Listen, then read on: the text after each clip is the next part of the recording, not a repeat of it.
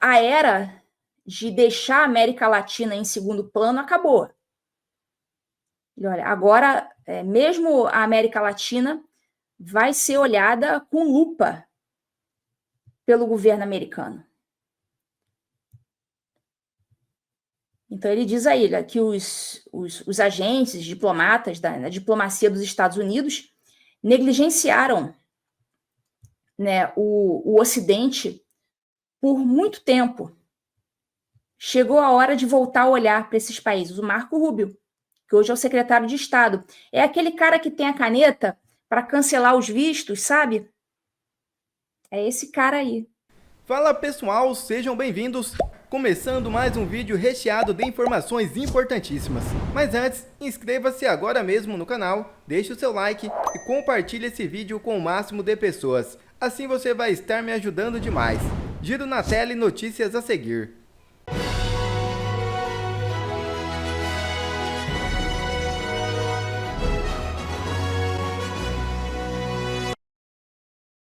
Eduardo Bolsonaro busca apoio pessoal de Trump contra Moraes. É isso mesmo. O deputado federal Eduardo Bolsonaro alertou sobre um suposto esquema que, segundo ele, estaria sendo aplicado não apenas no Brasil, mas em diversas nações onde a democracia enfrenta ameaças. De forma direta, o parlamentar acusou o ministro do Supremo Tribunal Federal, Alexandre de Moraes, de utilizar o sistema judicial para criminalizar adversários políticos com o objetivo de assegurar a permanência da esquerda no poder. Eduardo Bolsonaro afirmou ter buscado apoio ao presidente dos Estados Unidos, Donald Trump, ressaltando que considera ilegítima qualquer eleição que não permita uma oposição livre e ativa. Abre aspas. Bastou Jair Bolsonaro dizer que eu e Michele seremos bons presidenciáveis para hoje acordarmos com mais um vazamento para a imprensa de um inquérito comandado por Alexandre de Moraes, nos relacionando com esse fantasioso golpe de 8 de janeiro de 2023. Fecha aspas, declarou o deputado. Segundo ele, o direito à ampla defesa está sendo sistematicamente desrespeitado, citando como exemplo a prisão do general Braga Neto. Eduardo Bolsonaro foi enfático ao afirmar que Alexandre de Moraes criminaliza toda a oposição, contando com o respaldo do governo federal. Abre aspas. Lula endossa toda essa narrativa, dizendo que é para preservar a democracia, e assim eles ficam com um caminho livre para se perpetuarem no poder. Fecha aspas. Donald Trump, segundo fontes próximas, considera algumas decisões do STF uma afronta diplomática séria. Há sinais de que sanções contra o Brasil estão sendo analisadas tanto como forma de pressionar o governo brasileiro quanto para reafirmar o compromisso de Trump com a liberdade política e de aliados estratégicos.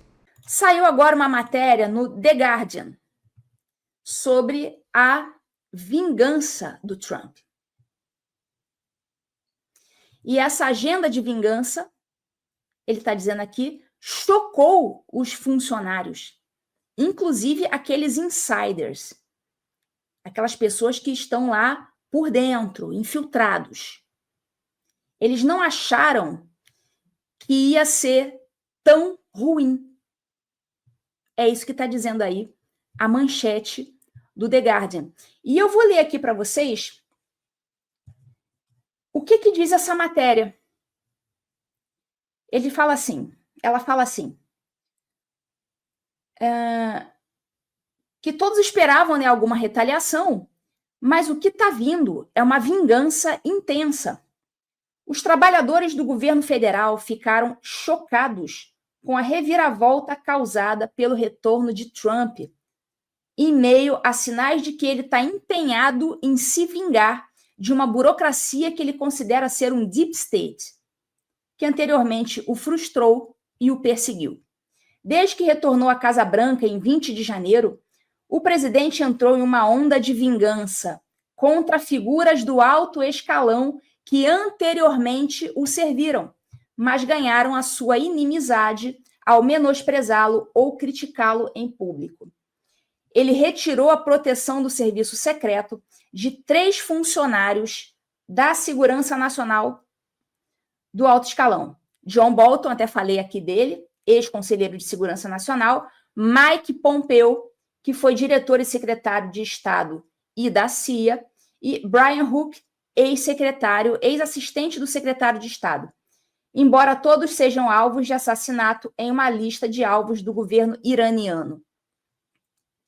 O mesmo tratamento foi dado a Anthony Fauci. Lembram do Dr. Fauci, né?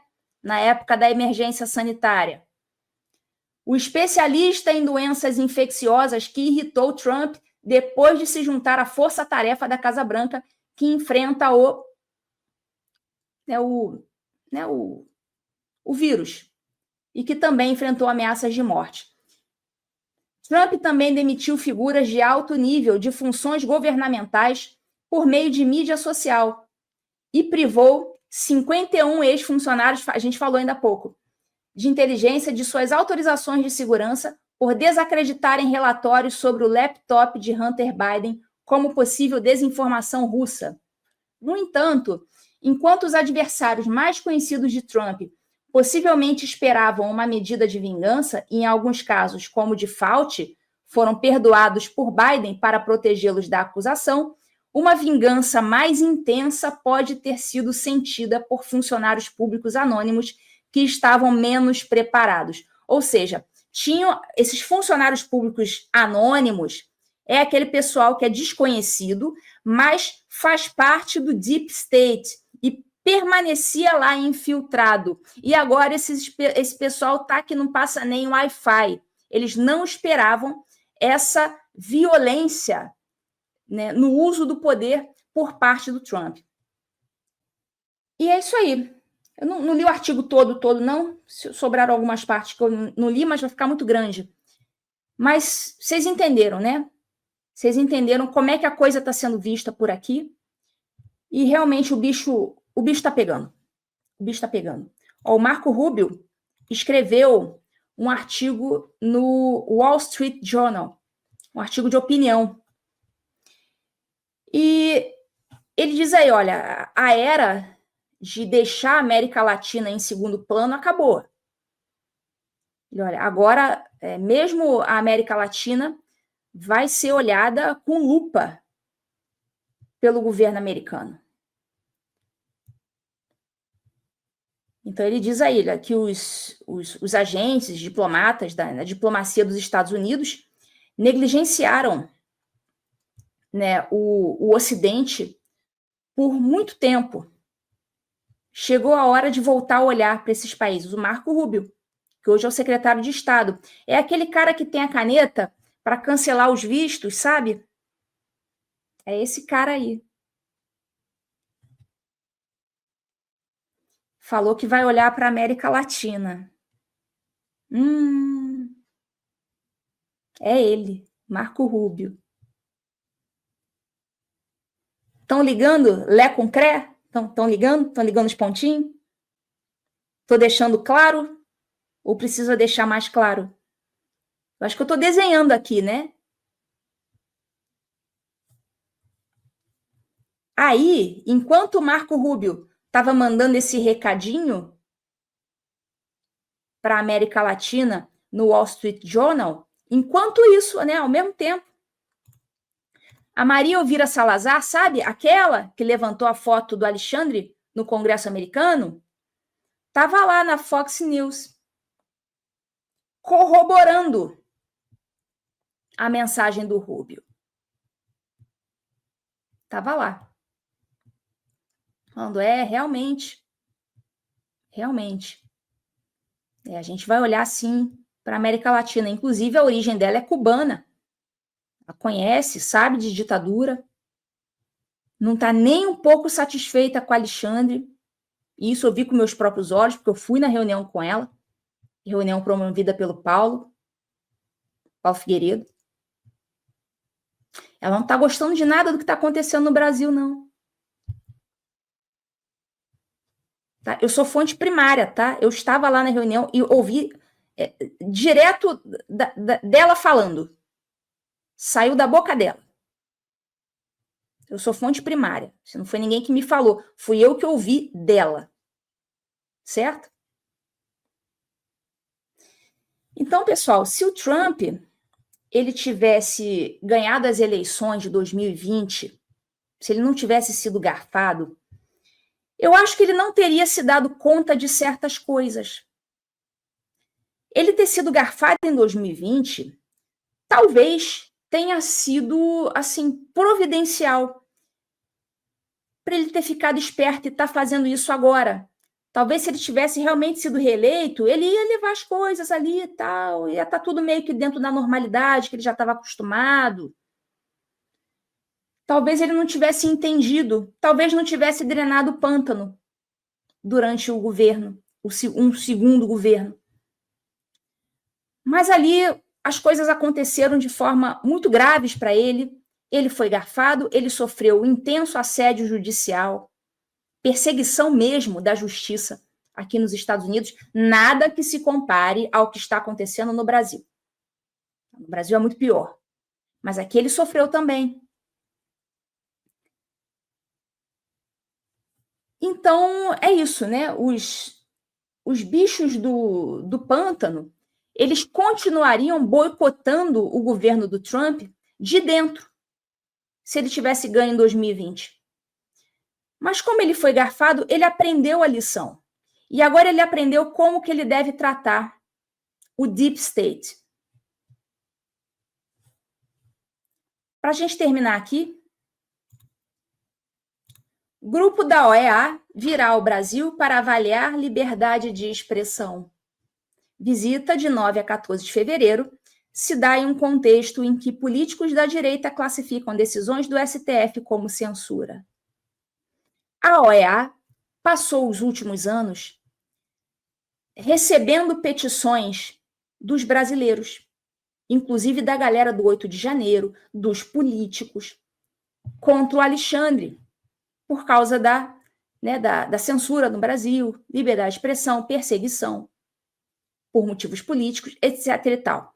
Até agora, a OEA não tinha feito nada. Trump entrou no poder há 2 semanas. E eles já, já resolveram se coçar. Até porque não tem muito tempo, ano passado a gente descobriu que quem financia mesmo, joga a maior quantidade de grana dentro da OEA, são os Estados Unidos, são os pagadores de impostos americanos. E o Trump já ameaçou, os deputados também, de cortarem a verba da OEA, ou seja, aquele cabidinho de emprego maroto vai acabar. Se vocês não fizerem o trabalho de vocês, por que o pagador de impostos dos Estados Unidos vai ter que continuar gastando dinheiro com essa porcaria dessa instituição que não está fazendo nada? Está recebendo um monte de denúncia e não faz nada. Ué, vamos cortar a verba, não está fazendo nada. Rapidinho se coçaram e já marcaram a visitinha no Brasil.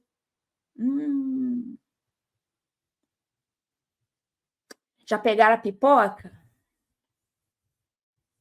Eu já.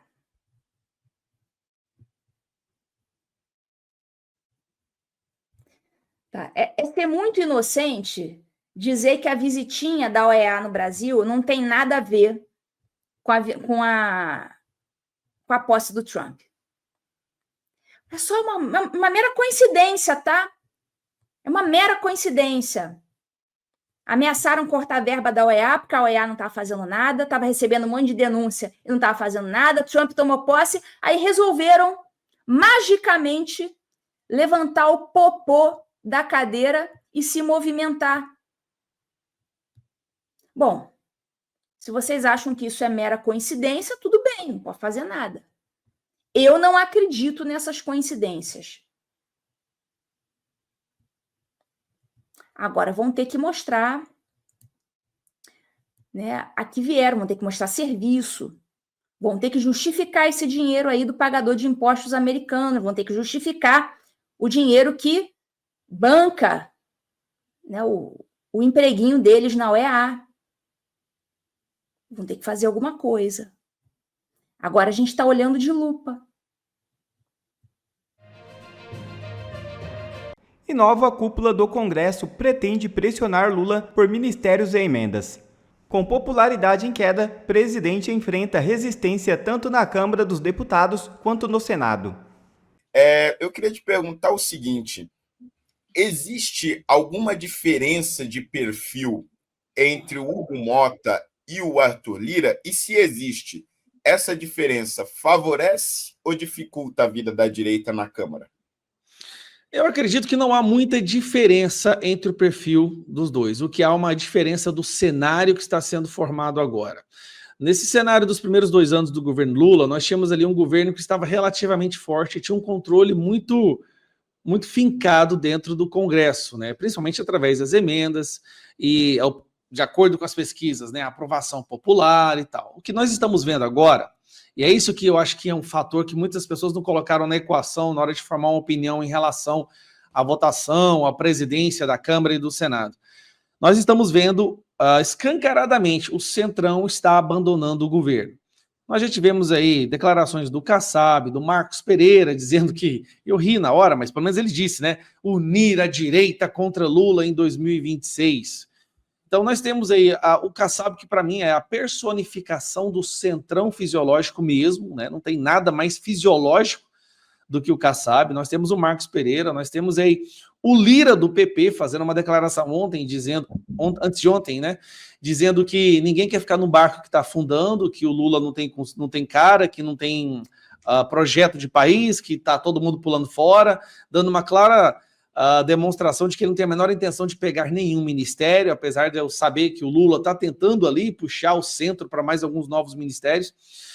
Então, o que acontece? Nesse momento de enfraquecimento do governo, da esquerda, mesmo com o ministério, mesmo com a máquina na mão, com emendas, a gente vê o Centrão falando isso, é porque, primeiro, está chegando a período eleitoral, então um governo desgastado, um Centrão não vai querer estar próximo a um governo desgastado, não vai querer estar próximo a justamente aquele grupo de pessoas que tem a maior rejeição do Brasil, apesar dessa pesquisa de hoje completamente mentirosa dizer diferente disso, né? Mas nós sabemos a verdade, e o centro não acha que você consegue enganar o centro. Ali é puta véia, ali é gente que nasceu para aquilo e faz tudo para se permanecer ali no poder.